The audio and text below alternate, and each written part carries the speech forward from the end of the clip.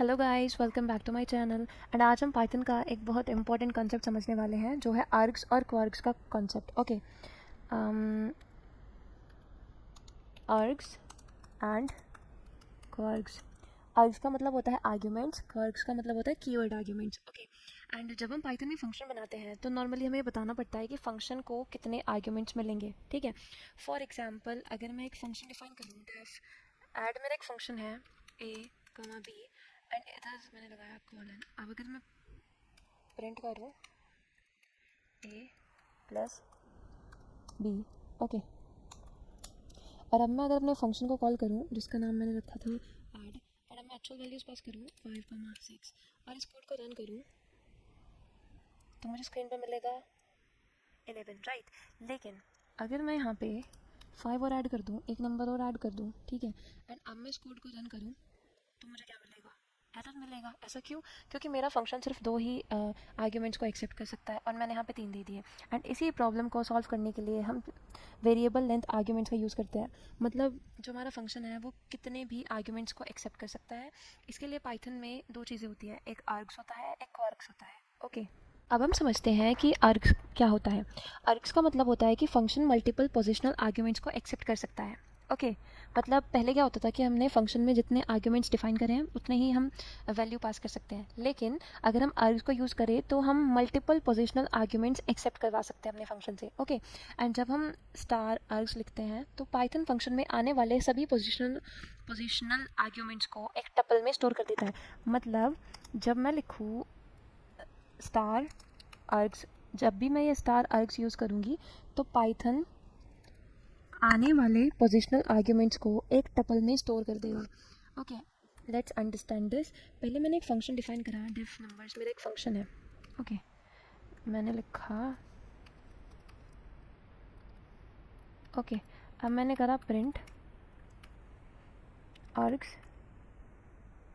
Okay, अब मैंने अपनी एक्चुअल वैल्यू को कॉल करूँगी मैं अपने फंक्शन का नेम यूज़ करके। मैं लिखूँगी 5, 6, 89, 90 एंड अगर मैं इस कोड को रन करूँ तो क्या होगा? आर्क्स इनको एक टपल में स्टोर कर देगा। इसका मतलब है args is equal to 5, 6, 89 and 90। Okay, पहले हमने समझा था कि आर्ग्स क्या होते हैं, अब हम समझेंगे कि क्वार्क्स क्या होते हैं।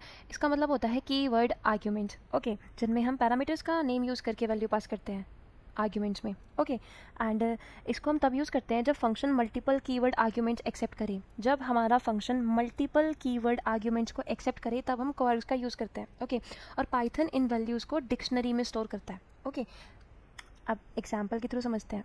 मैंने डिफ़ाइन करा, मेरा फंक्शन का नेम है स्टूडेंट इन्फो। मैंने लिखा एंड इसको हम डबल स्टार का यूज़ करके लिखते हैं। ओके, पहले हम आर्ग्स के साथ सिंगल स्टार यूज़ कर रहे थे, याद रखना, एंड इसमें हम डबल स्टार का यूज़ करते हैं। ओके, अब मैं लिखूँगी प्रिंट आर्ग्स। ओके, अब मैं करूँगी अपने फंक्शन को कॉल और वैल्यू पास करूँगी पैरामीटर का यूज़ करके। स्टूडेंट इन्फो मेरे फंक्शन का नेम है। अब है वैल्यू पास करने की बारी। Name is equal to Sophia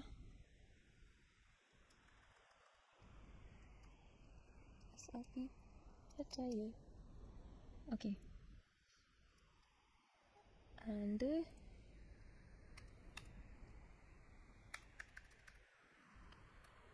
city is equal to Lucknow and age is equal to 20। तो अगर मैं इसको रन करूँ तो मुझे स्क्रीन पर क्या मिलेगा? Name, Sophia, city, Lucknow, age 20, एक डिक्शनरी मिलेगी, राइट। यानी फंक्शन के अंदर ये बन गया kwargs is equal to name is equal to Sophia, city is equal to Lucknow, as you can see here, right.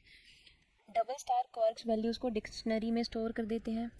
Args में हम सिंगल स्टार आर्ग्स लिखते हैं, जब हम क्वार्क्स को लिखते हैं तब हम डबल स्टार का यूज़ करते हैं।